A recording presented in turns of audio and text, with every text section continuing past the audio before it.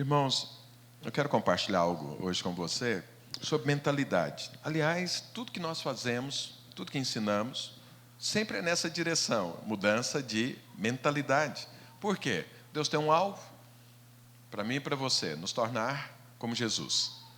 E sabemos, já está escrito isso há 2000 anos atrás, não é algo novo, com certeza tem muito tempo, que a única forma que eu e você temos de ser transformados à imagem e semelhança de Cristo é renovando a nossa mente. Tudo começa aqui.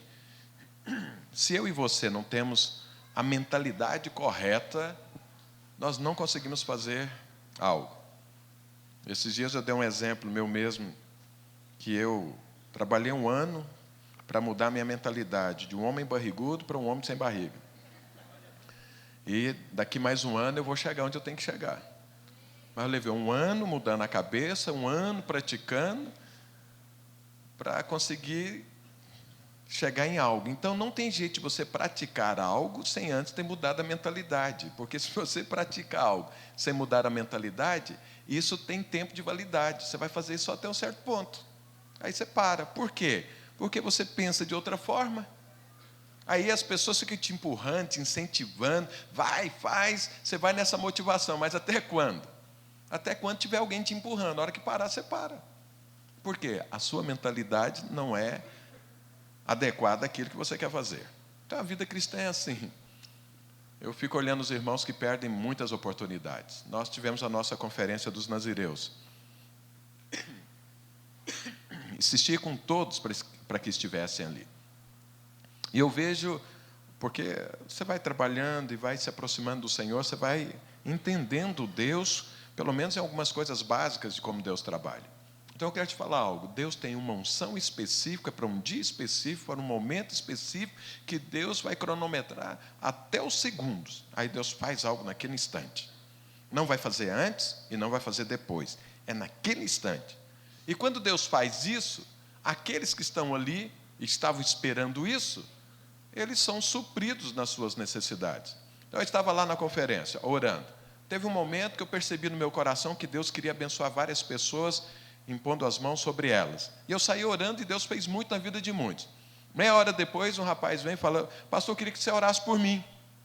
Eu falei: para que você quer que eu ore? Não, para eu receber a mesma unção. Eu falei: agora é tarde. Essa unção foi para meia hora atrás. Você devia estar junto naquele momento, naquela hora. Agora, passou o tempo. Agora, eu posso buscar uma outra coisa, mas aquela já foi.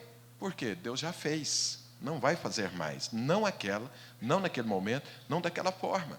Então, eu e você, se quisermos ser abençoados, o melhor é perceber da parte de Deus onde e o momento que Ele está liberando algo, para você estar justamente ali e receber aquilo. Isso você só vai conseguir com intimidade com Deus, porque a Bíblia diz que Deus revela àqueles que o buscam a sua vontade e aquilo que Ele vai fazer. Deus desceu para falar com Abraão, e Deus diz: por acaso eu vou fazer algo em Canaã, onde o meu servo Abraão está, sem antes falar para ele? Não, vou lá conversar com ele. Deus desceu. Eu amo Deus. Já pensou, se você fosse Deus, você faria isso? Eu vou conversar com meu servo, falar para ele o que ele pensa do que eu vou fazer. Deus desceu para conversar com Abraão, antes de destruir Sodoma e Gomorra, para entender o coração, não para entender, para mostrar o coração de Abraão para ele mesmo. Então, muita gente perdeu uma oportunidade, mas eu quero te falar, existe algo preparado para nós, ouça bem, para o dia 28, 29, 30 e 31 de março. É a nossa conferência dos vencedores. Quantos aqui se dizem vencedores? Então, o seu lugar é ali. Não faça nenhuma programação para esse dia, porque nesse dia, nesse momento, no lugar onde estivermos, Deus vai fazer algo. E você tem que ir atento. Deus trabalha assim. Por que Deus trabalha assim? O dia que você chegar lá no céu, você pergunta para Ele. Eu não sei, eu imagino, mas Ele não falou porque trabalha assim. A Bíblia diz que existe um lugar lá em Jerusalém, o tanque de Betesda, que uma vez por ano, o anjo passava e mexia nas águas. Nesse instante, quem pulasse lá na piscina de água era completamente curado de qualquer mal que tivesse. Então todos os enfermos ficavam ali um ano inteiro, olhando para as águas. A hora que mexia, o cara pulava lá dentro. Naquele lugar tinha um homem que estava há 38 anos naquele lugar olhando, esperando. Só que ele era paralítico. Quando ele via que a água foi mexida, ele não conseguia se mover até lá e outro entrava antes. Entrou, foi curado, acabou, passou a oportunidade. Porque Deus só fazia isso para uma única pessoa. Por quê? Deus é sádico? Não, Deus não é. Deus é amoroso. Por que Ele faz isso? Não sei. Quando nós chegarmos lá diante do Senhor, nós vamos perguntar. Mas é assim que funciona. Então existe um dia especial, um momento especial, que Deus vai fazer algo. E eu e você devemos estar naquele lugar, naquela hora, para receber isso. E se não estivermos, Deus vai me rejeitar? Lógico que não, Deus não rejeita ninguém. Deus te ama, Ele não rejeita. Mas você não vai receber aquilo que Ele estava preparado para aquele dia e hora. Então fala para o seu irmão, não perca a próxima oportunidade. E quando você estiver numa conferência como essa, fica esperando o momento do anjo mexer a água.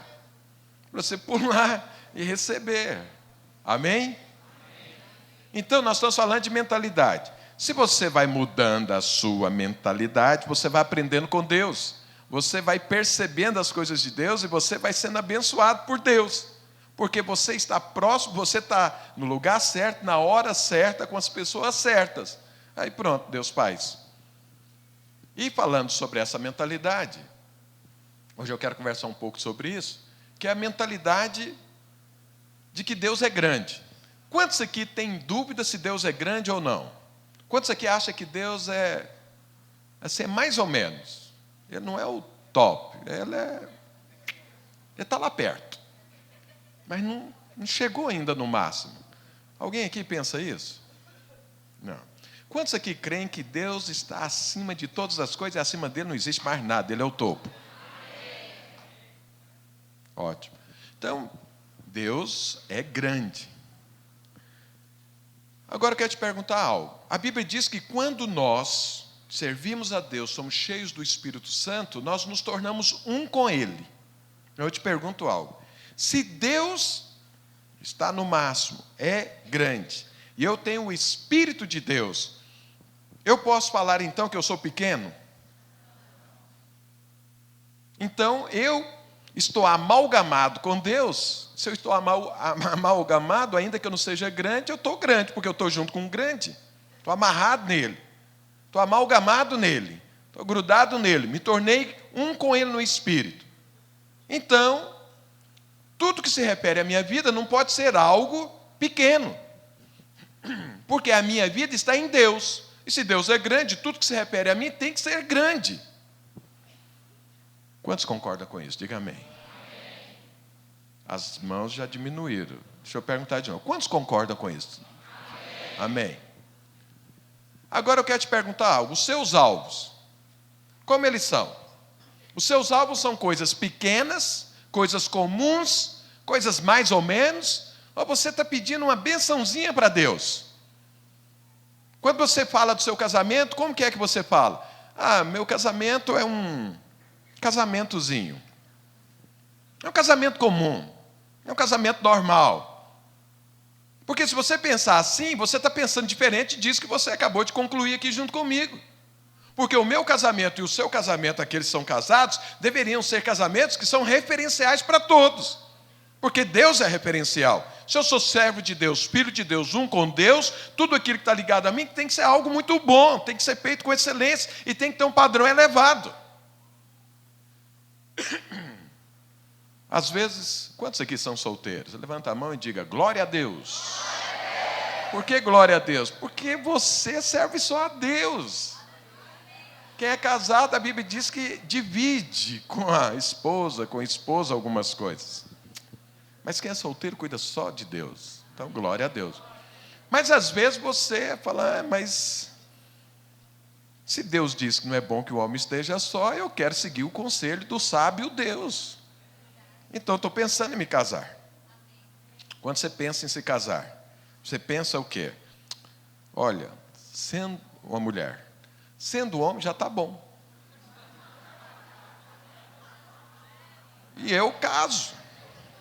Não precisa ser aquele homem. Um homem de verdade, em toda a acepção da palavra. Ele é homem, tá bom. Você fala isso é um absurdo. Quando você pensa na sua carreira profissional, como que você pensa? Olha, se der para comer já está bom. Eu quero um empreguinho, uma coisa assim. Sabe, eu quero te falar, isso não é mentalidade do homem de Deus, da mulher de Deus. Não ao Deus que você serve, que é grande. Então, as nossas coisas devem ser grandes. Nós temos que olhar para o nosso Deus e pensar grande. Estou aqui falando daquela doença do cara megalomaníaco. Não é isso. É uma conclusão e um conceito, uma mentalidade de que tudo que Deus faz é grande. Você já parou para pensar no universo, o tamanho do universo? Se as obras representam e dizem aquilo que nós somos, então dá para ver que Deus é bem grande. Porque, segundo os cientistas, para você sair de uma ponta na outra do universo, você vai gastar 13 bilhões, quase 14 bilhões de anos andando na velocidade da luz. 300 mil quilômetros por segundo. É muito tempo. Isso quer dizer que é muito grande. E se isso é obra das mãos de Deus, significa que Deus é muito grande para fazer uma coisa desse tamanho. Amém? Então, eu quero te perguntar, você vai continuar pensando pequeno ou você vai pensar como Deus, grande? Então, por que os seus alvos não correspondem a isso? Por que, mesmo a gente tendo esse entendimento, nós ainda nos contentamos com menos do que aquilo que Deus é ou do que aquilo que Deus tem para nós? Por que é que os meus alvos não são alvos excelentes, segundo o tamanho do nosso Deus? Eu vou te falar por quê. Porque existe um outro princípio. Deus é grande, Deus faz todas as suas coisas grandes, mas se você perceber as coisas de Deus, você vai ver que elas são grandes porque elas se tornaram grandes, mas elas começaram pequenas. Em tudo aquilo que você analisar na natureza, e se você ver na palavra de Deus, você vai ver que começou muito pequeno, mas avançou, avançou, avançou e cresceu, porque Jesus definiu que o reino de Deus é assim. O que Jesus diz? O reino de Deus, dando um dos exemplos, diz, é como um grão de mostarda. Enquanto semente é menor, mas ele vai crescendo, crescendo, crescendo, até se tornar árvore. E quando se torna árvore, fica maior do que todas as outras. Falando de hortaliça, é evidente que a mostarda que ele está falando não é essa mostarda que nós conhecemos hoje, mas é um tipo, né, uma outra árvore. Então Jesus está dando um princípio. Começa pequeno e cresce. Não existe nada da parte de Deus que já vem pronto, que já vem grande. Tudo de Deus começa pequeno, mas cresce. E cresce a um tamanho que normalmente supera tudo em volta. Então, esse é um princípio. É assim que funciona no reino de Deus. E aí entra o nosso problema para termos grandes alvos. Porque eu não vou conquistar aquele alvo de uma vez e daquele tamanho e daquela forma. Existe um processo entre o início pequeno e o final grandioso. Existe esse processo. Você pega exemplo o próprio Jesus Cristo, o cristianismo. Como foi que ele começou? Jesus se esvaziou das suas prerrogativas divinas. Ele se esvaziou das suas características de Deus. Se esvaziou disso e se tornou homem.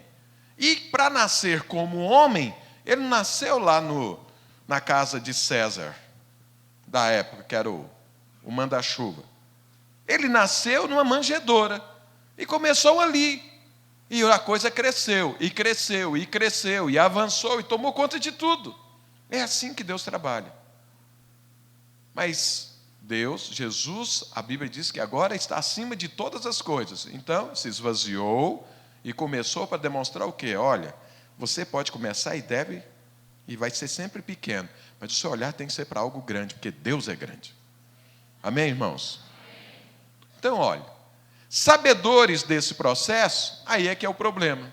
Porque todas as vezes que nós definimos um alvo, e sabendo que as coisas de Deus são assim, nós já sabemos, consciente ou inconscientemente, que vai ter um longo processo de crescimento.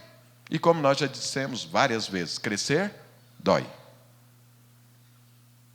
Crescer é algo que dá trabalho. Inconscientemente nós saímos disso. Ainda que sabemos que Deus é grande, mas ao descobrir esse princípio que tem que começar pequeno e trabalhar muito para chegar a ser grande, muitos de nós não fazemos isso. Por quê? Porque dá trabalho. Tudo que cresce gera um desconforto à sua volta. Tudo que cresce gera problemas à sua volta. Porque está crescendo. E a estrutura existente antes de você crescer é uma. Depois que você cresce, você exige uma outra. E você vai crescer e espaço de pessoas vão ser tocados. E aí começam os problemas. E a gente sabendo disso, consciente ou inconscientemente, nós nos afastamos. E falamos, sabe de uma coisa? Eu não vou pôr esse algo, porque isso aqui vai dar muito trabalho. Deixa eu ver algo que dá menos trabalho.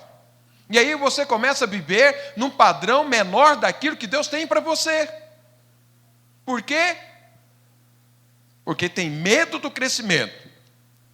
Hoje de manhã eu dei um exemplo. Quando eu era criança pequena lá em Barbacena, ou lá em Goiânia, então, há 40 anos atrás, Goiânia tem 80 anos. 40 anos, então você imagina como Goiânia era. E naquele tempo, como que é que a maioria das famílias faziam, pelo menos aquelas que estavam envolvidas conosco ali no contexto que nós vivíamos? Era assim, só comprava sapato e roupa uma vez por ano. E aí meus pais, quando iam comprar sapato para mim, o que eles faziam? Bom, é para durar um ano, então tem que comprar um sapato maior do que o pé dele. Porque ele vai crescer.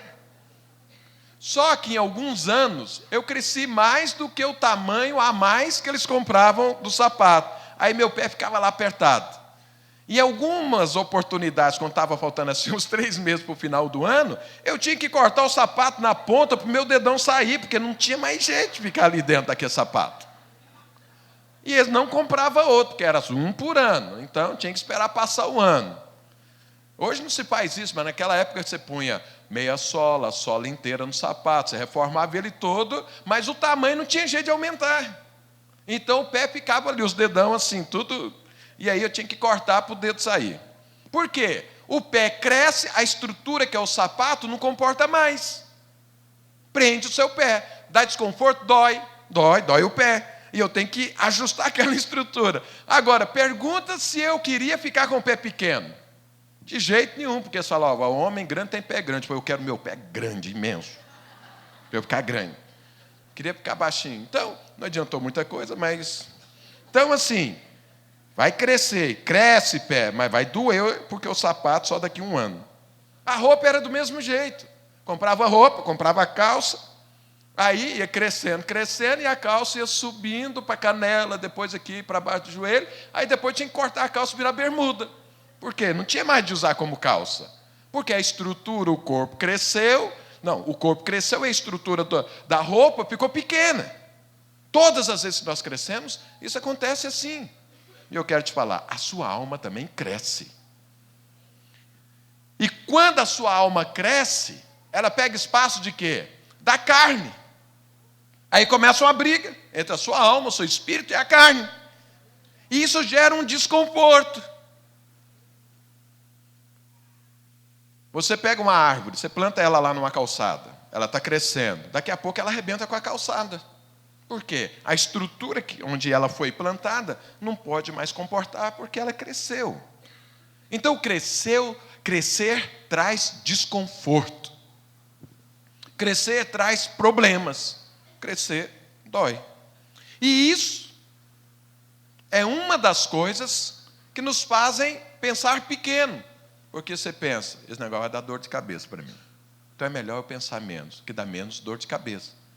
Mas quando você faz isso, você está pensando e vivendo num padrão inferior àquele que Deus quer te dar. Então, esse é um problema. Por que nossos alvos também não vão mais à frente? Porque existe um outro problema, que é o seguinte. Outro dia eu falei aqui sobre Isaac Newton. Os irmãos sabem que Isaac Newton, um dos pais da física, o cara descobriu um monte de leis naturais. Um gênio, um cara muito inteligente. E eu falei isso no dia, não sei se todos estavam aqui, mas Isaac Newton, ele mesmo falando sobre ele, porque além de físico, ele era várias outras coisas e teólogo também. E era um homem de Deus. Inclusive, ele, segundo os cálculos dele, diz que Jesus não volta antes do ano de 2060. Ele diz que por ele ver a Bíblia. Não está escrito isso na Bíblia, não, irmãos. Isso é conclusão dele. Não sei nem por que eu falei isso. Agora você vai ficar pensando aí. Agora. Esquece isso que eu falei, presta atenção no que eu vou falar para frente. Porque senão agora você vai falar, por quê? O que é? O que ele viu? O que eu não vi? O que está escrito? Não está escrito isso na Bíblia. Ele concluiu lendo. Olhando o livro de Daniel e tudo, ele fez lá os cálculos dele e diz que antes de 2060. Pode ser depois, mas antes não vai ser, segundo ele. Bom, mas ele definiu uma outra coisa. Ele disse que depois de estudar muito, o que ele descobriu? De analisar tudo, que só pode ter, por trás de tudo isso criado, uma grande mente que é de um ser acima de todos. E que essa foi a maior e última descoberta dele. Então o homem cria completamente no Senhor. Mas Isaac Newton não foi conhecido por isso que ele falou por hoje. Foi conhecido pelas leis naturais. E entre as leis que ele descobriu, que Deus criou, mas ele descobriu, e por isso ele leva a fama, mas quem fez foi Deus. Então ele falou sobre aquela lei que talvez é mais conhecida, a cada ação, uma reação. Mas ele falou sobre uma outra lei, uma tal de lei da inércia. E eu vou falar com as minhas palavras, se tiver algum físico aqui, por favor, feche os ouvidos, porque eu vou falar como lei. Essa lei, ela diz o quê? Que você, ou que as coisas, vão continuar rigorosamente da forma como estão, se não tiver uma força externa tocando aquilo. Então, se você tiver parado, a tendência é de você ficar parado o resto da sua vida, se alguma coisa não te empurrar, não te tocar. Se alguma força externa a você não tocar em você. Se você estiver andando numa determinada passada, a tendência é que você faça isso toda a sua vida, se não tiver uma força externa que toque, ou que te pare, ou que te empurre. Senão você vai continuar desse jeito. Newton falou isso sobre objetos. Mas eu quero te falar que isso é uma força, é uma lei natural. E nós somos seres naturais e estamos sujeitos a isso. E te falo o seguinte, a lei da inércia funciona na vida de todo ser humano. Se não houver uma ação de Deus na vida da pessoa, uma ação externa ao ser humano, você vai ser rigorosamente o que você é hoje e nunca vai mudar. Não existe capacidade em nós mesmos de mudar as nossas vidas, a não ser que Deus haja, a não ser que haja essa força, a não ser que haja esse toque de Deus na sua vida para mudar o rumo, para fazer você andar mais rápido, para te segurar, para mudar o rumo, fazer alguma coisa na sua vida. Senão você vai ser dominado pela inércia toda a sua vida. Então, essas duas coisas, a lei da inércia e a dificuldade de crescer, porque tem que mexer na estrutura externa, isso nos faz ficar parados. Isso nos faz não pensar grande. Isso nos faz não buscar a Deus da forma como deveríamos. Isso nos faz sempre pôr alvos menores, porque a lei da inércia está agindo nas nossas vidas, e quando nós pensamos em agir, a gente fica parado por causa do trabalho que isso vai dar. E aí eu te falo o seguinte, para que você possa pensar grande como Deus, e começar pequeno, e chegar onde Deus quer que você chegue, você precisa vencer essas duas coisas. Esse desconforto de crescimento e a lei da inércia. O desconforto do crescimento, Deus não vai resolver para você. Depende de você querer, de você decidir. Agora, a lei da inércia, Deus vai resolver. Deus sempre vai dar um toque em você. Deus sempre vai te dar um empurrão. Deus sempre vai abrir uma oportunidade. Ele vai fazer algo na sua vida que, se você levar em consideração o que recebeu de Deus, você vai sair da inércia obrigatoriamente, não tenha dúvida. Então, um lado é de Deus, para romper a inércia, e o outro é seu, para querer enfrentar o desconforto de crescer. Pergunta para o seu irmão, você quer isso para a sua vida? Crescer? Até onde Deus quer que você chegue? Então fala para ele, Deus vai tocar a sua vida, para romper a inércia. Mas você tem que ter disposição para trabalhar, para romper o desconforto. Amém, irmãos? Amém. Quantos aqui têm muita disposição de romper e de lidar e de tratar e de enfrentar todo o desconforto do crescimento que Deus vai te dar? Diga amém. Amém. Glória a Deus. Deixa eu pegar um rapaz aqui. Você mesmo, Marcelo. Pega essa cadeira aqui para mim, por favor. Ótimo. Então pega essa aqui.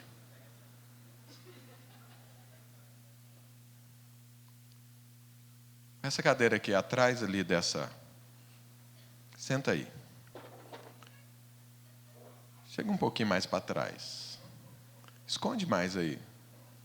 Aí, tá bom. Deixa eu te dar um exemplo. Vou dar um exemplo de Davi.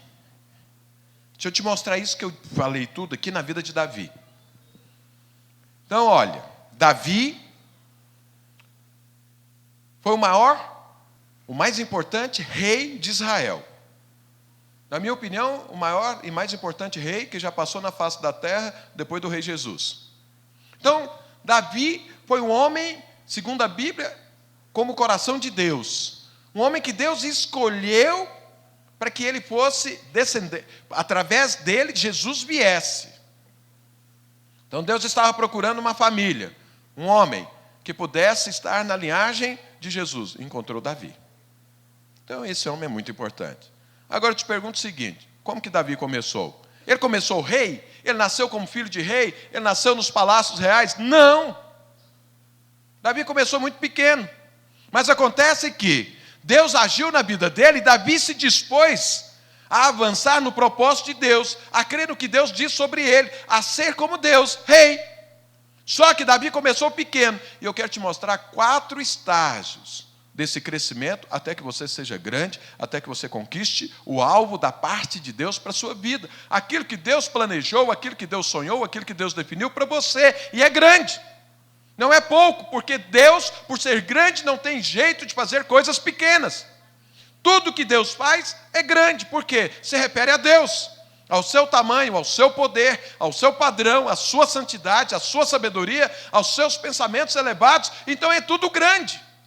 Então, quando Deus olha para você, Ele pensa em algo grande. Fala para o seu irmão, Deus olha para você e pensa em algo grande.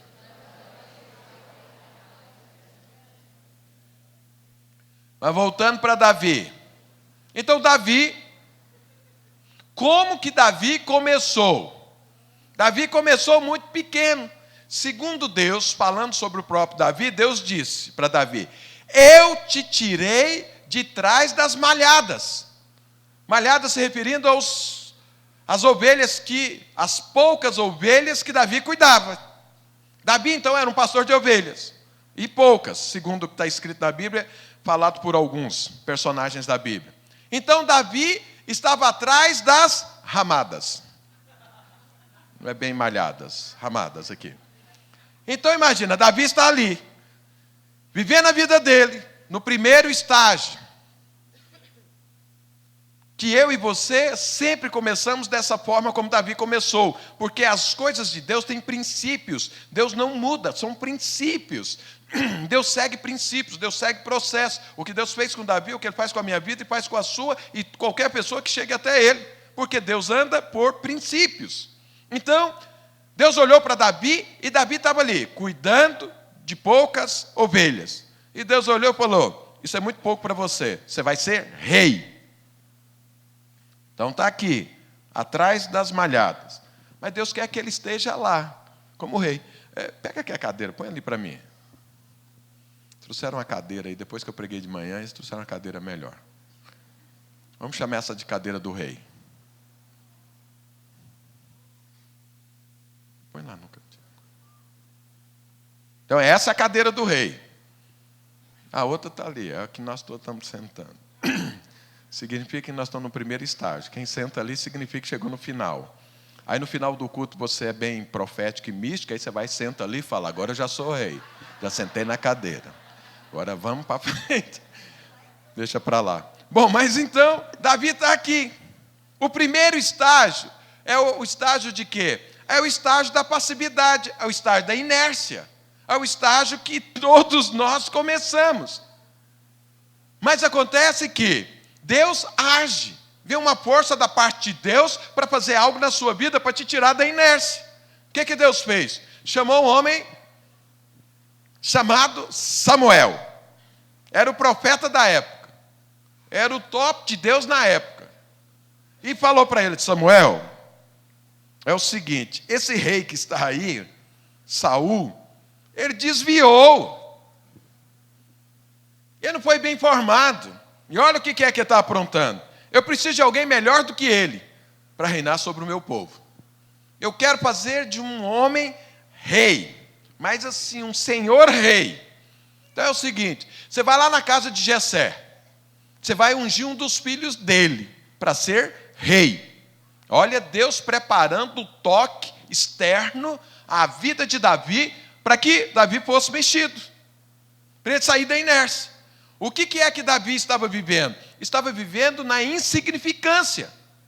Não era nada. E aí vai Samuel.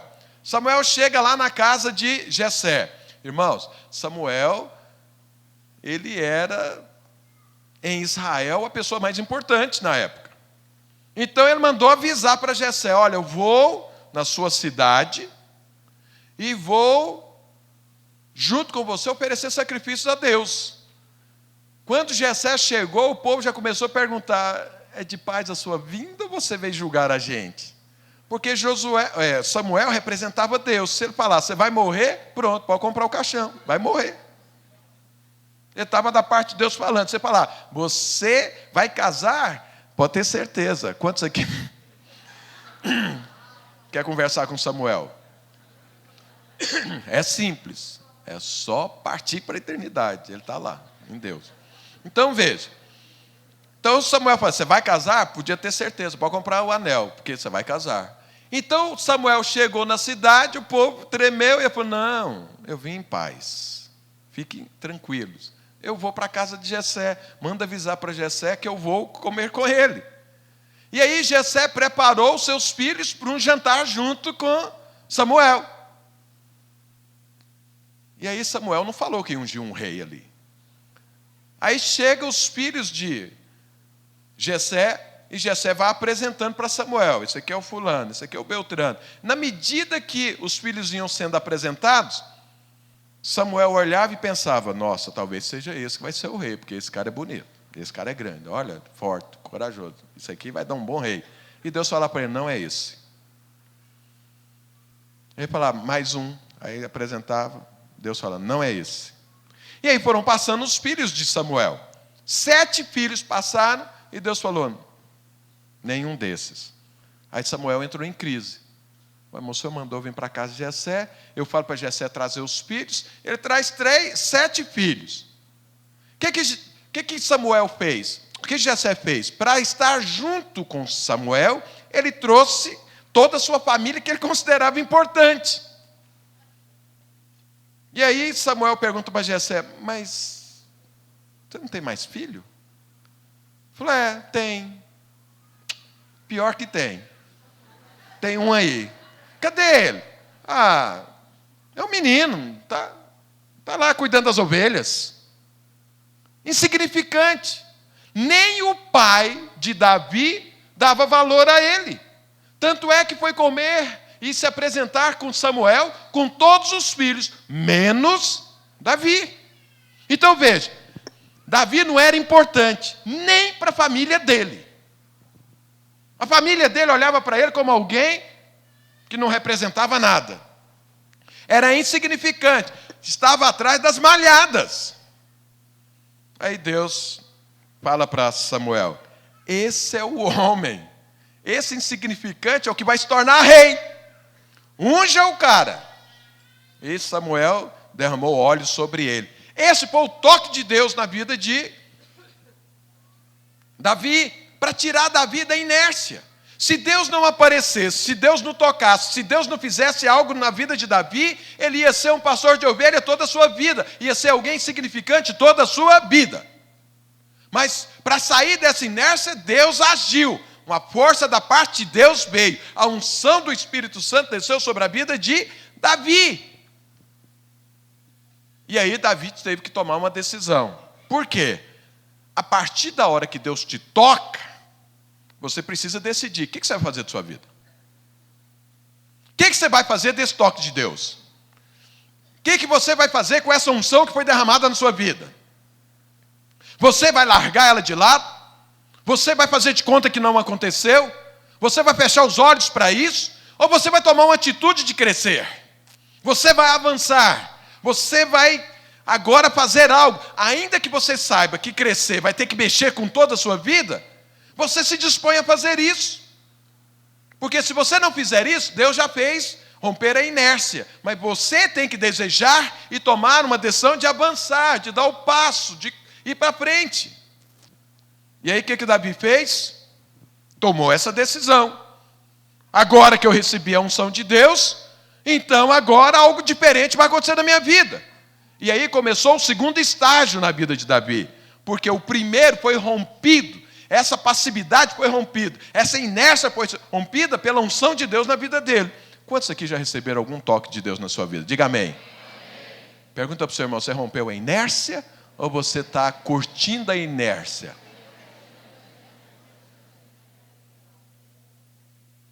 Inércia não é nome de uma mulher, não. É um estado de espírito.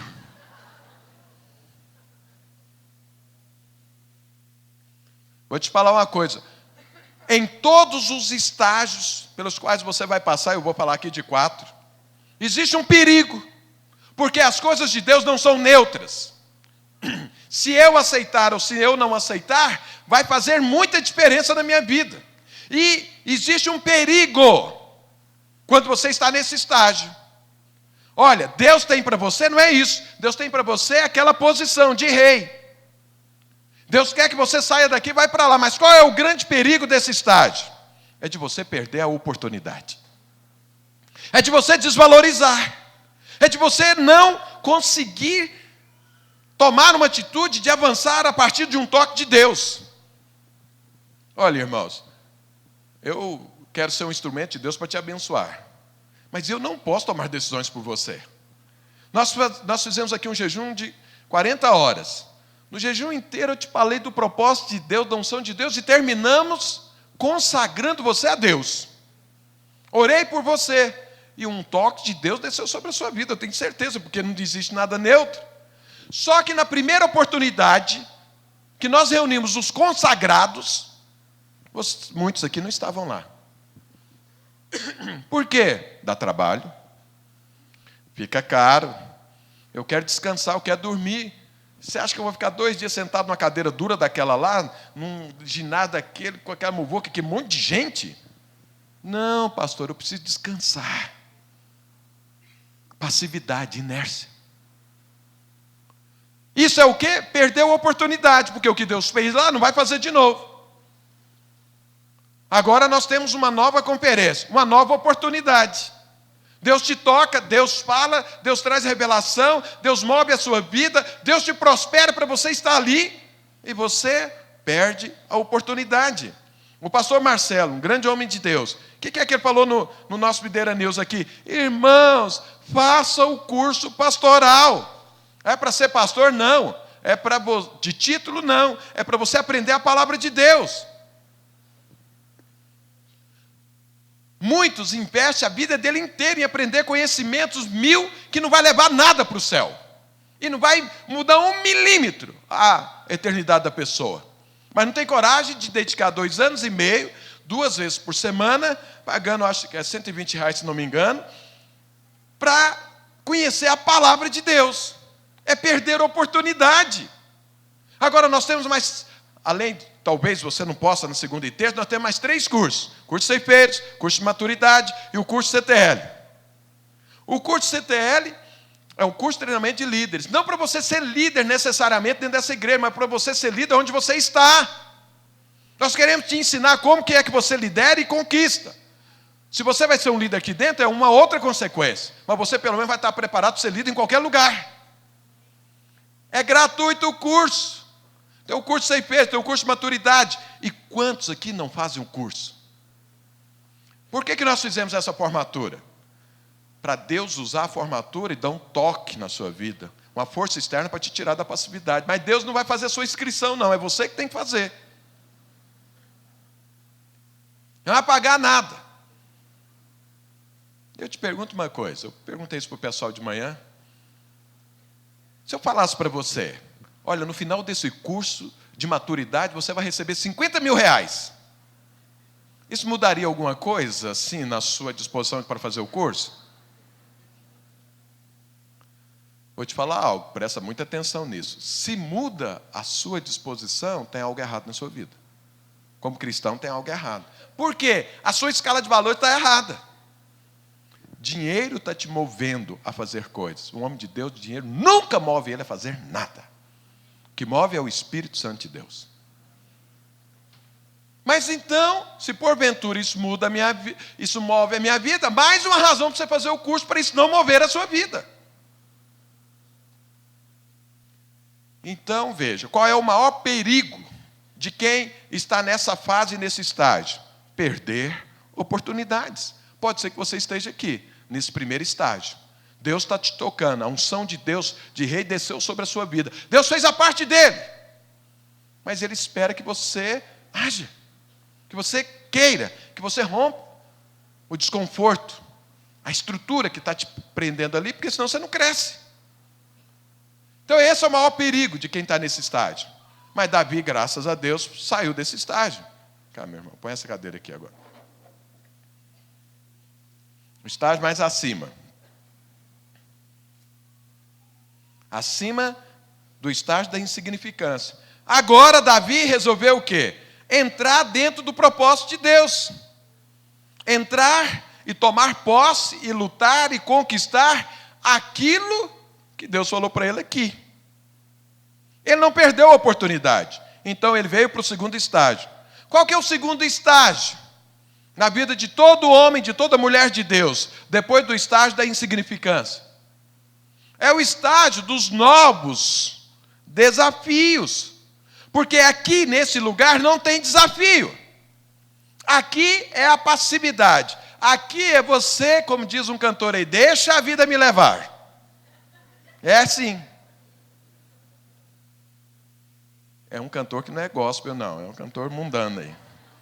Deixa a vida me levar. Fica aqui. Deixa. Igual. Vou dançar conforme a música. É aqui. Mas aqui não. Aqui começam novos desafios. Davi ainda estava cuidando de ovelhas, sim, mas agora num estágio diferente. O que aconteceu depois que Deus tocou na vida de Davi? Depois que ele recebeu a unção de rei sobre a vida dele. Ele se movimentou. E aí ele veio para novos desafios. Quais foram os novos desafios de Davi que nunca aconteceram na vida dele enquanto ele estava no estágio da insignificância? Aqui agora, cuidando de ovelhas, ele mesmo falando depois, apareceu um urso. Nunca tinha aparecido um urso na vida de Davi, porque ele era insignificante, passivo e não tinha unção de Deus sobre a vida dele. Então estava lá vivendo a vida. Mas agora não. Agora apareceu um urso para comer as ovelhas. E a Bíblia diz que ele levantou e matou o urso. Primeiro desafio. Aí veio um leão. Quantos aqui já viram um leão assim, cara a cara? Você nunca foi no zoológico? Não, ele está cara a cara, só tem uma grande grade se separando dele. Aí. Mas você está vendo ele bem de pertinho. Estou falando que você está pronto para brigar com ele, mas você pode virar para ele e falar, você está pensando que eu seria o seu jantar, mas não você, porque tem uma grade aí. Só que Davi encarou esse leão e não tinha uma grade entre eles. O leão foi lá e pegou uma ovelha dele. Enquanto o leão está tentando matar a ovelha, Davi pulou no meio da briga e tirou a ovelha. E aí o que o leão fez? Bom, eu tenho que comer de todo jeito. Ou a ovelha ou você. Já que você tirou a ovelha, vai ser você. E Davi falou, e eu tenho que matar um de todo jeito. Como não tem outro, vai ser você. E catou o leão pela barba e o matou. Quando que isso ia acontecer ali no estágio da insignificância? Agora, como que um rapaz de uns 17 anos mata um urso e mata um leão, meu Deus do céu? O que é que aconteceu na vida desse homem ou desse menino? Aconteceu que Deus entrou na vida dele. Aconteceu que ele saiu da passividade. Aconteceu que agora ele começou a pensar grande. Aconteceu que agora ele quer conquistar coisas grandes, porque Deus é grande, e essa fé e essa unção que está na vida dele possibilitou ele matar um urso e matar um leão. E aí veio o terceiro desafio. Um dia o pai dele chega e fala, rapaz, vai levar comida para os seus irmãos que eles estão lá na guerra. Lá vai Davi. Davi chega lá, e aí, a hora que ele vê os irmãos e tudo, entrega comida, e aí aparece um gigante. Muito pior do que um urso e muito pior do que um leão. Um homem de 3 metros de altura, com a couraça imensa, carregando uma lança que só a ponta da lança pesava 7 quilos. A couraça que ele carregava pesava 50 quilos. Aí você imagina o tamanho do cara. Não tinha leão que encarava o sujeito. Aí o cara vem e fala, tem algum homem aí em Israel? Que silêncio. E pergunta de novo, quero saber se tem homem aí. Glória a Deus. Esse é o Davi. Aquele silêncio.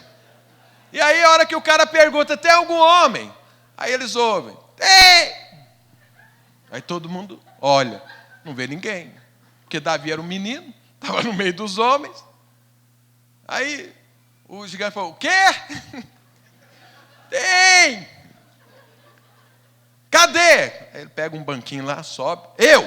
Essa parte é por minha conta, não está escrito assim não. Mas eu imagino. E aí, ele sobe ali no banquinho e fala, eu! Aí olha todo o exército para ele e fala, quem é esse menino? O irmão dele, o mais velho, o mais forte, o maior, o mais responsável, chega diante dele e fala assim, menino, cala a boca. Você está pensando que você é quem? Que maldade é essa comigo? Por que era maldade com o irmão mais velho? Porque quem devia fazer isso é o irmão mais velho. Não fez, aí o menino fez, agora o irmão fala, bom, se ele fez, agora eu vou ter que ir lá entrar no meio da briga. Aí, cala, menino. Eu ia falar alguma coisa. Então, assim, aí, Davi falou, não, eu vou lá matar o Golias. E o irmão, você é maldoso, volta para a insignificância, vai cuidar daquelas poucas ovelhas, me deixa em paz. Você está complicando minha vida. Davi falou, eu vou lá matar o Golias. Aí avisam para o rei. Aí lá vem o rei. O maior homem de Israel era Saul. Todos eram para baixo do ombro de Saul, segundo a Bíblia. E aí chega Saul. Cadê o guerreiro? Procurando para cima, né? Olhando, não, tropeça em Davi. Ué, menino, sai daqui. Não, esse é o guerreiro, rei. É esse. Não é possível. Esse é o menino. Ele falou, não. Sou menino, eu carrego a unção de Deus. Meu Deus é grande. Eu sou pequeno, mas Deus é grande. Pode ficar tranquilo, rei. Você está com medo? Eu vou lá. Rei, que isso? Eu com medo? É porque eu sou rei. Você sabe que eu tenho que gerenciar as tropas no quartel-general, fazer as estratégias de guerra. Por isso que eu não vou lá. Eu até que queria, mas me seguraram bastante. Eu falei, não, rei, pode ficar tranquilo, eu vou lá. E aí, vai. O rei fala para ele, bom, menino, é o seguinte. Eu estou vendo que você não está muito bem preparado, né? Você está aí com um estilingue no bolso, e com estilingue você não mata ele, não. Então eu vou te dar minha roupa. Toma aqui, minha couraça, está aqui o meu capacete, está aqui minha espada. Davi pegou, colocou, era um menino, não conseguia nem andar. Ele falou, não, rei, não dá. Eu sou um tacador de pedra. Eu tenho um estilingue, vou matar com um estilingue. Espera aí que eu vou ali. Foi lá, pegou 5 pedras no ribeiro, e falou, pode deixar que eu mato ele agora. Agora eu estou bem preparado. E foi lá e pá, matou o gigante. Qual é o segundo estágio? Vencer desafios. Desafios maiores do que você, porque afinal de contas não é para você ser como Deus, Deus não é grande, então o desafio tem que ser maior do que você, mas nunca vai ser maior do que Deus.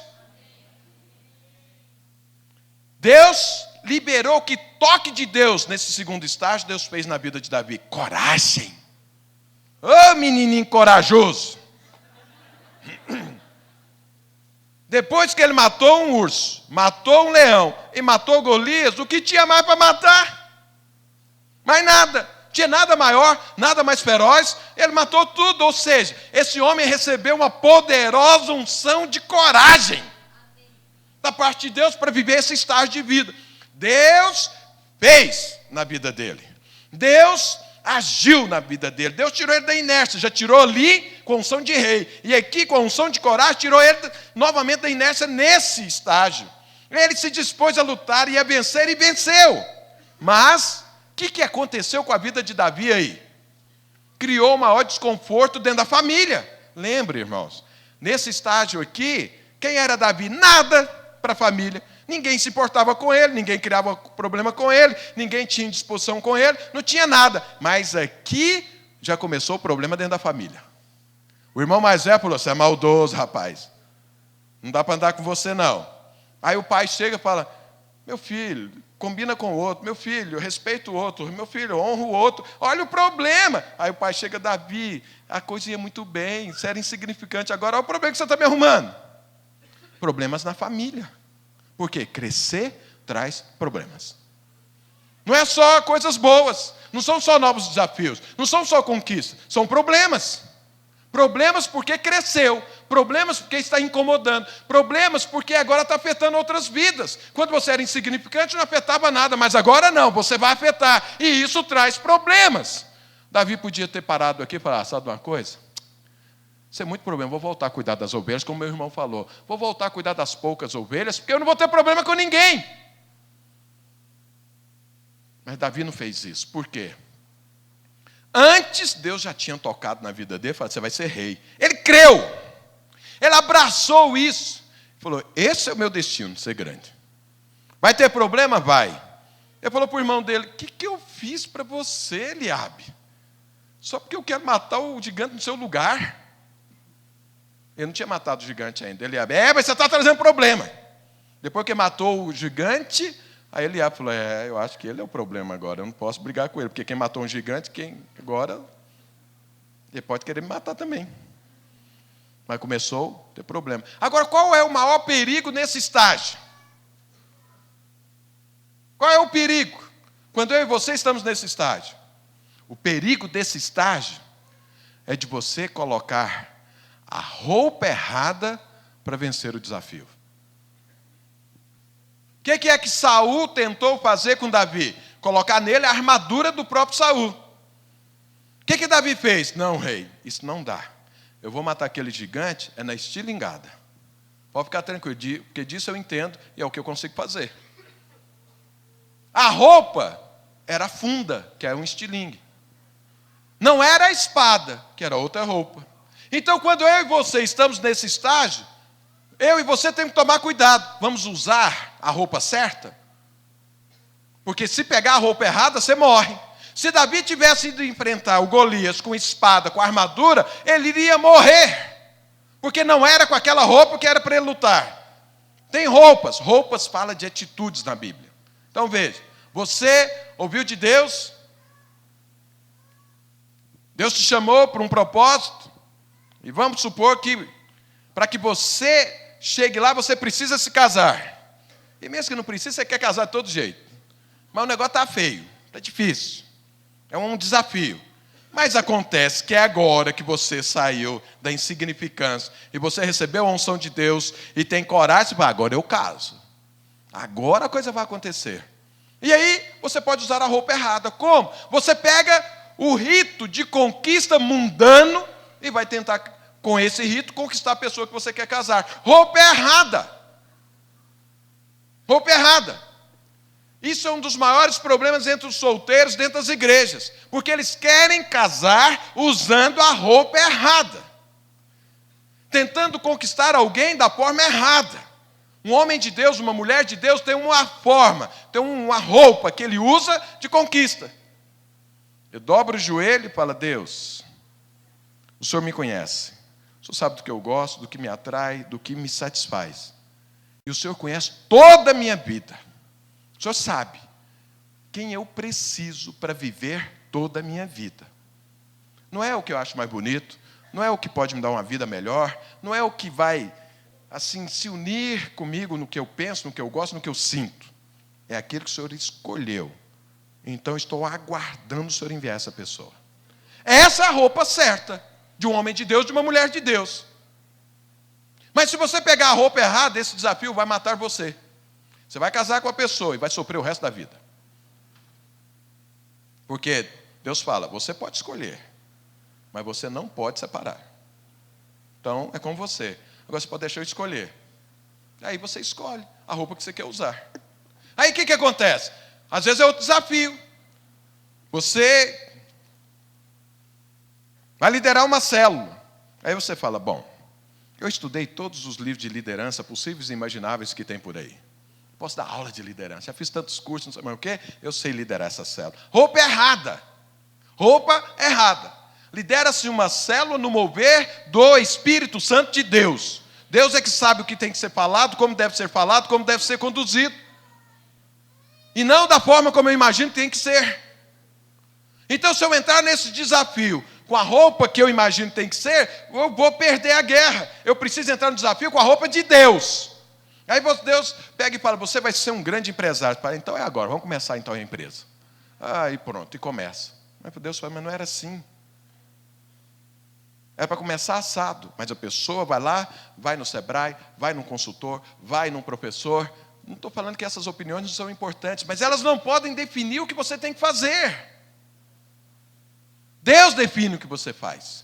A roupa é de Deus, não é do mundo. Aí você deve dobrar o seu joelho e falar: Deus, que negócio? Deus vai te falar. Deus, que hora? Deus vai falar. Depois Deus fala: Deus, como? Deus vai falar. Essa é a roupa certa. Então veja, eu e você podemos entrar no desafio com a roupa errada. Se entrar com a roupa errada, morre. Não importa a coragem que você tenha, não importa a unção de rei que você recebeu. Se Davi lutasse aqui com a roupa errada, ele iria morrer. Mas ele usou a roupa certa, um homem de Deus, e sobreviveu. E saiu desse estágio fortalecido. Para qual estágio? Vem para cá, meu irmão, traz a cadeira para cá. Põe aqui. Põe aqui. Todo mundo te vê. Vem para o terceiro estágio. Qual é o terceiro estágio? Rumo a ser rei. É o estágio que todos nós buscamos, valorizamos, desejamos. É o estágio da fartura. O que aconteceu com Davi aqui? Deus agiu na vida dele, colocando uma unção de coragem. Davi se dispôs a desentender com todo mundo para fazer aquilo que Deus disse para ele fazer. Saul, vendo a unção de coragem desse rapaz, falou: eu preciso dele. Tem que andar com ele, vai que aparece outro gigante. Então, vamos levar esse menino. E o menino que vivia de uma forma insignificante, lá de trás das malhadas, agora está vivendo na casa do rei. E o rei junto com ele. Esse é Davi, meu escudeiro, homem de Deus, que vai me ajudar muito a matar gigante por aí. Ele mata e eu enterro.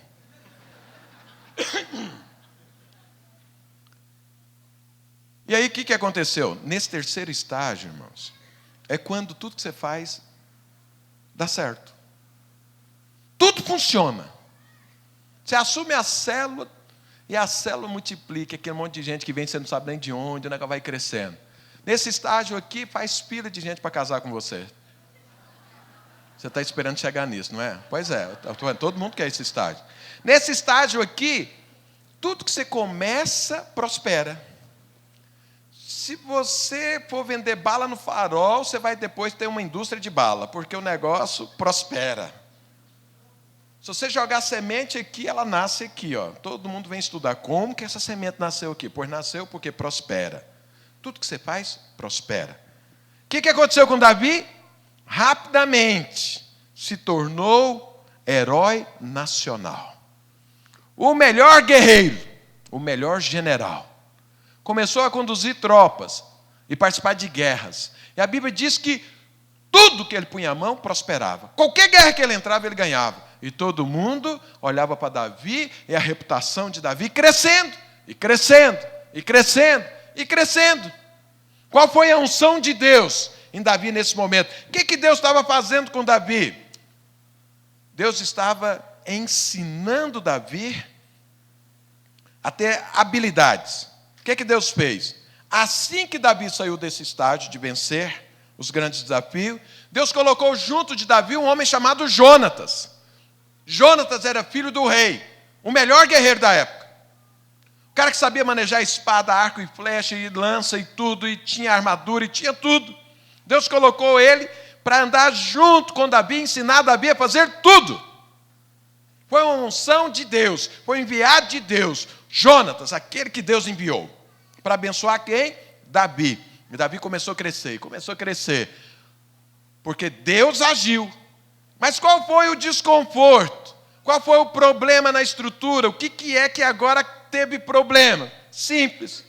O tal do Saul, que inicialmente chegou para Davi e falou: meu fiel escudeiro.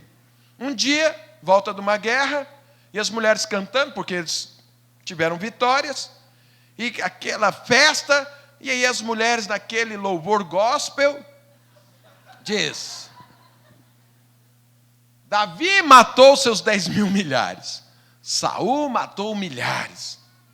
Aí Saul está lá louvando a Deus, o que foi? O que elas falaram? Eu ouvi bem aqui, conselheiro ouvidor do rei, eu ouvi bem? Elas falaram, Davi 10.000 milhares, e eu só 1.000. Ele olhou para Davi e falou: estou sabendo, rapaz. Você quer o reino. Fiquei até sabendo que você foi ungido para ser rei. E começou o quê? A perseguir Davi. Esse foi o desconforto. Você, quando você está nessa fase, pode ter certeza. Vai ter muita gente de olho gordo, olho grande em cima de você. Talvez você está lá no trabalho. Você ora e Deus começa a te abençoar. E o seu chefe olha para você inicialmente e fala: mas esse rapaz é bom. Nossa, ainda bem que ele faz parte da minha equipe. Mas aí o chefe do seu chefe um dia faz um elogio para você. Aí o seu chefe fala: peraí, o outro ali já está de olho nele? Quer dizer que a minha função pode deixar de existir e ele vai tomar conta e eu vou ser demitido? Não, eu tenho que perseguir esse sujeito. Tem que tirar ele do mapa, porque senão ele vai tomar meu lugar. E isso começa a acontecer. E muitas pessoas não crescem, por isso tem medo.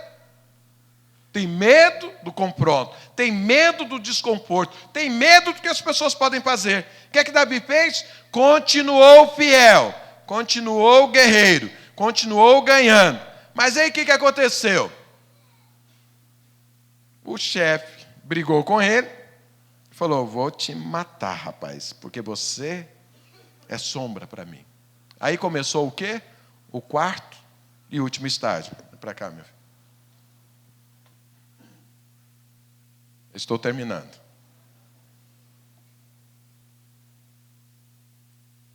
Qual que é esse estágio? É exatamente aquele que eu e você corremos. Esse aqui nós queremos esse estágio. Todo mundo sonha com isso. Mas eu quero te falar, não é o último estágio.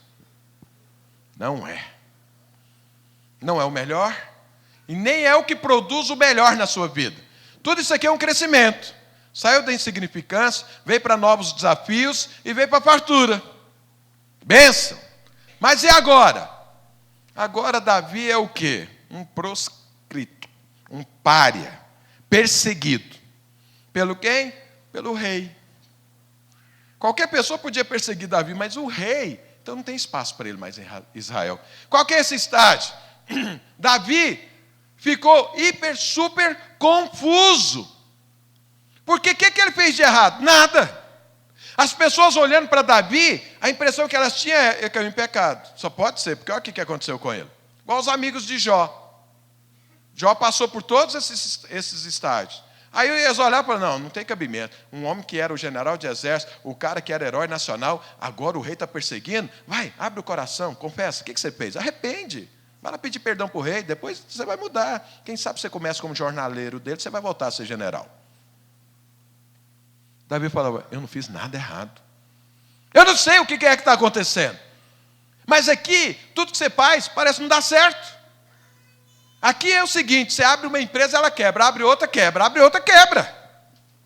Aqui você põe o dinheiro na bolsa, ela cai. Aí você tira, ela sobe. Você fala, mas que coisa. O que está acontecendo? Você compra um carro por um preço, vai vender, só consegue vender pela metade. Você prepara uma palavra para a célula, vai lá, jejua, pão e água, e não sei mais o que, vai ser uma benção. Quando você abre a boca, alguém fala, mas não tem uma palavra melhor do que essa, não? Você fala, mas eu quase morri de tanto jejuar, de tanto orar, não acontece nada.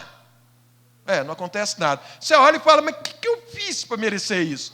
Essa é a fase da penúria. Que eu e você corremos tanto dela. Aí você fala, mas a coisa vinha bem, pastor, só crescendo aí, caiu? Caiu, não. Caiu para nós, que só vemos as coisas naturais. Mas para Deus, agora era a fase áurea do crescimento de Davi. Por quê?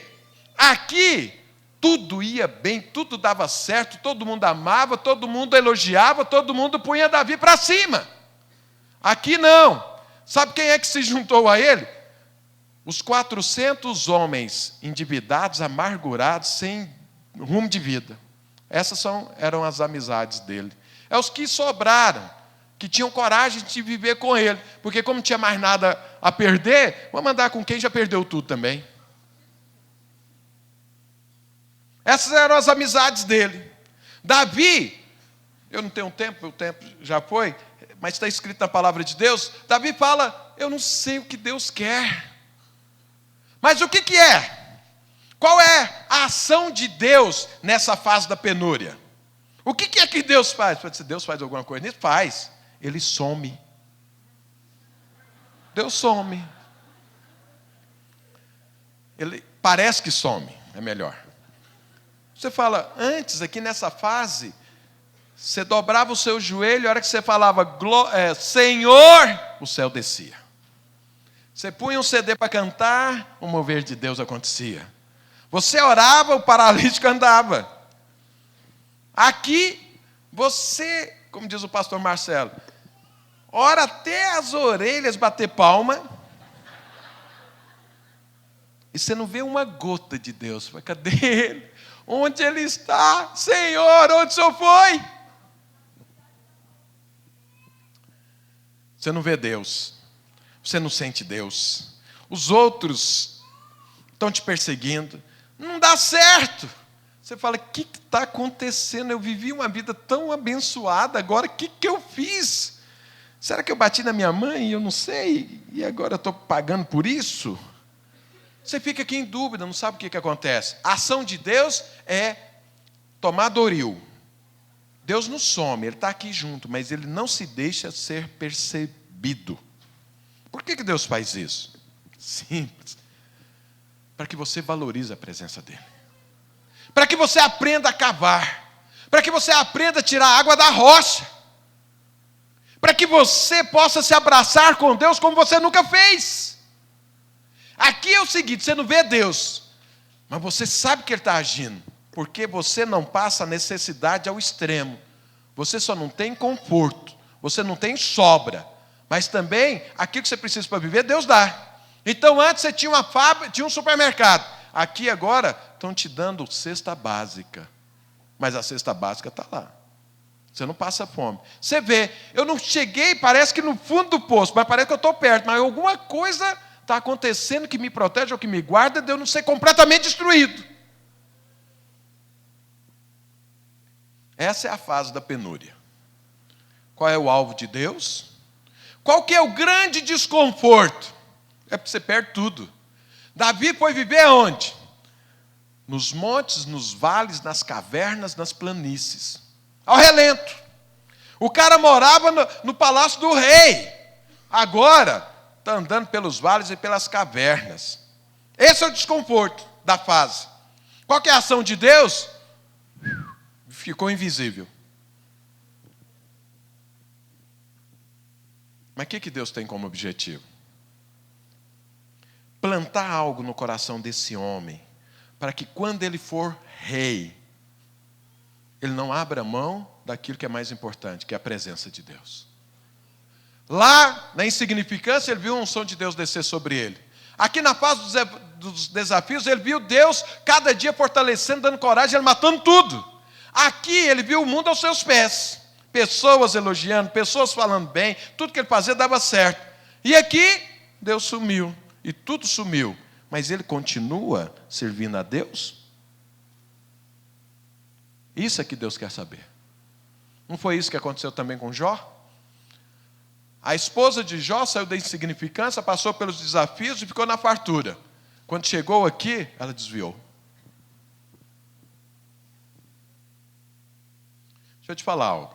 Você sabe qual que é o maior problema? Deixa eu voltar uma fase aqui que eu esqueci de falar isso. Qual que é o perigo dessa fase da fartura?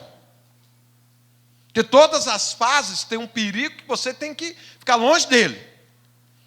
Lá era de perder a oportunidade. Aqui era de pegar a roupa errada. E aqui, na fartura, qual é o perigo? O perigo é você perder o rumo. Você esquecer que é um homem de Deus ou uma mulher de Deus, que você tem propósito. Vou te falar algo. Conheço muitas pessoas que nós começamos juntos na vida cristã e nós fomos chamados para sermos pastores juntos. Mas, aqui na fartura, a pessoa desistiu de Deus. O dia que ele olhou o salário do pastor e olhou o salário dele, ele riu e chorou. Riu com o salário dele, chorou quando ele viu o salário do pastor. Falou, não, isso eu não quero. Tem a fartura, abriu mão do propósito de Deus. Desviou, mudou o rumo. Aqui nessa fase, a pessoa olha e fala, por que eu vou para uma conferência num ginásio? Sendo que eu tenho uma casa de praia abençoadíssima. Eu vou para lá eu durmo, lá eu ponho os pés para cima, lá tem sofá, lá tem televisão, lá tem videogame, lá tem tudo. Agora eu vou lá naquela conferência, ficar ali 2 dias naquele tumulto. Esse é o problema dessa fase. É de você perder o rumo, de você trocar aquilo que é importante por aquilo que não é importante. Esse é o perigo. Davi fez isso? Não. Por isso ele veio para essa outra fase. Ele não morreu nessa. A mulher de Jó morreu. Jó, não. Jó passou. Jó veio para essa fase. Davi também veio para essa fase. Por quê? O que aguardava ele é o propósito eterno de Deus. Então Davi começou a buscar a Deus sistematicamente. Mudou o tempo dele de oração. Mudou a disciplina dele. Porque agora ele tinha que jejuar para comer. Aqui não, tudo vinha. Agora não. Para comer, para vestir, para trabalhar, para ir para o trabalho, para conseguir trabalhar. Aqui eu trabalhava numa boa, tranquilo. Ali o pau quebra na cabeça dele todo dia. Aqui o que ele fez não serve para ali. Lá as pessoas cobram, lá é outra coisa. E ele pensa o seguinte, sabe qual é a sensação de quem está nessa fase? É que ele está dentro do inferno. Se não está dentro, está nas vizinhanças do inferno. Está pertinho do inferno. Porque está sentindo o calor do inferno. Está aqui. Aí, mas o que Deus queria gerar em Davi? Um homem que não abria mão de Deus. E o que aconteceu com Davi? Passou na fase. Passou no estágio. Permaneceu firme. Qual é o perigo desse estágio? Fala aí, desviar de Deus. Não. Desviar de Deus é aqui, ó. Você desvia de Deus é quando você tem fartura. Você desvia de Deus é quando você tem muito. Porque quando você não tem nada, você busca Deus para ter. Mas quando você tem muito, você fala, agora não preciso de Deus. Aqui, quando você conhece a Deus, poucas pessoas vão se afastar de Deus. Mas qual que é o perigo aqui? O perigo aqui, que pode te matar nessa fase, é você ficar uma pessoa amargurada, ressentida. O que Davi podia estar pensando aqui? Puxa vida, eu matei um gigante. Aquele rei era para ele matar, ele não matou, eu matei. Ele cresceu. Eu matei muitas outras coisas, eu guerrei por ele, eu fui fiel a esse homem. Como que ele teve coragem de fazer isso comigo? Como que minha esposa teve coragem de fazer isso comigo? Como que meu marido teve coragem de fazer isso comigo? Como que meus filhos tiveram coragem de fazer isso comigo? Como que meu chefe teve coragem de fazer isso comigo? Como que aquela igreja virou as costas para mim desse jeito? É ressentido. É amargurado. Aí vai morrer na fase. Está buscando a Deus? Está. Mas com o coração amargurado, Deus não se revela. Deus não te tira daqui. Você não é aprovado.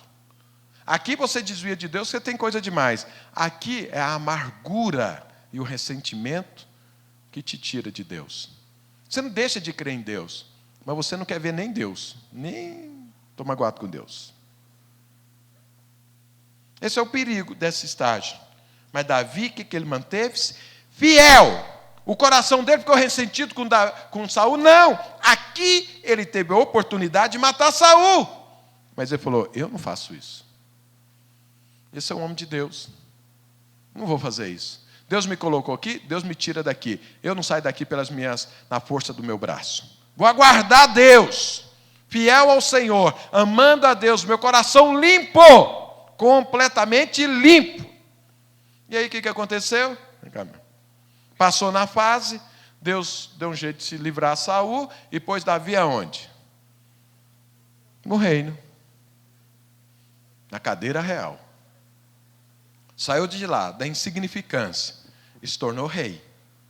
Mas passou por esses estágios. Quando ele se tornou rei, qual foi a primeira coisa que ele fez? Esse versículo eu quero ler para você, e aí nós encerramos. Quero chamar a equipe de louvor aqui à frente. Olha o que é que ele fez. Fez em função dos frutos e do crescimento dele, por ter passado por todas essas fases. Olha o que é que Davi falou. Está escrito isso em 1 Crônicas, primeiro livro de Crônicas, capítulo 13. 1 Crônicas 13, verso 3. Olha, quando Davi se tornou rei, ele juntou todo Israel. E olha o que ele diz. Tornemos a trazer para nós a arca do nosso Deus, porque nos dias de Saul não nos valemos dela. Saul saiu da insignificância, rompeu desafios e veio para a fartura e desviou de Deus. Saul aqui na fartura desviou de Deus. Não quis entrar na penúria, rejeitou esse estágio e desviou de Deus, afastou-se da presença de Deus. Deus não andava mais com ele. E ele não estava nem aí. Desde que o povo estivesse com ele, desde que os bens estivessem com ele, desde que os elogios estivessem com ele, estava tudo bom para ele. O que Davi fez? Ele passou por essa etapa. Aqui ele aprendeu que a coisa mais importante é o Senhor, é a presença de Deus, é o toque de Deus, é estar amalgamado com Deus, é seguir Jesus, não perder Jesus de vista. Ele entendeu isso, aprendeu isso e abraçou isso. Deus falou, agora você está preparado para ser rei. E o colocou. Ele sentou, reuniu todo mundo e falou, vamos fazer o seguinte, vamos trazer a arca, a presença de Deus para Jerusalém, porque Saul não fez isso. E o final de Saul? Destruição completa. 40 anos de trabalho. E perdeu tudo. Perdeu família, perdeu tudo. Davi também ficou 40 anos no reino. E é o rei que Deus diz que queria dar um reino eterno para ele. É um rei que Deus falou, vou te dar um descendente. Quem? Jesus. Que vai estar acima de tudo, vai sair dos seus lombos, do seu DNA. Porque esse DNA é o DNA de Deus. O que Davi fez? Abraçou o Senhor. Por quê? Porque ele cresceu de forma adequada, avançou em todos os estágios, passou por todos com louvor, se tornou grande. Deus falou, eu te tornei grande, como nenhum outro na face da terra. Te tirei de trás das malhadas e tornei você grande. Por quê? Deus é grande. Mas eu quero te falar algo. Deus não fez isso só com Davi. Se você ler a Bíblia é a história de pessoas assim, que Deus tirou de trás das malhadas e o tornou grande. E é a história também de muitos, enquanto Deus fazia isso, eles foram se desviando. Agora eu te pergunto, o que é que você quer fazer? Ou até onde você quer chegar? Você quer continuar na insignificância? Ou você vai aceitar o toque do Espírito Santo na sua vida? Quantos aqui já foram tocados por Deus alguma vez na sua vida? Diga amém. Amém. Fala para o seu irmão, não perca então as oportunidades. Não perca as oportunidades. Olha aqui para mim agora. Quantos aqui? Então, se você já foi tocado pelo Senhor, imagine que você já saiu dessa fase. Mas quantos aqui já tiveram grandes desafios e às vezes morreram, ou não sabe por quê, mas perdeu? Sabe por quê? Porque você pegou a roupa errada. Veste a roupa certa, que o desafio você vence. Às vezes você está aqui. Então não deixe que a fartura mude o seu rumo. Não deixe que a fartura tire o seu foco. Mas às vezes você está aqui, na penúria. Então guarda o seu coração. Guarda o seu coração. Para que o seu coração não pare você e impeça você de ser rei. Mas o seu lugar é ali. Deus te criou para sentar ali. Porque Deus é grande e Ele pensa coisas grandes a seu respeito. Amém, igreja? Amém.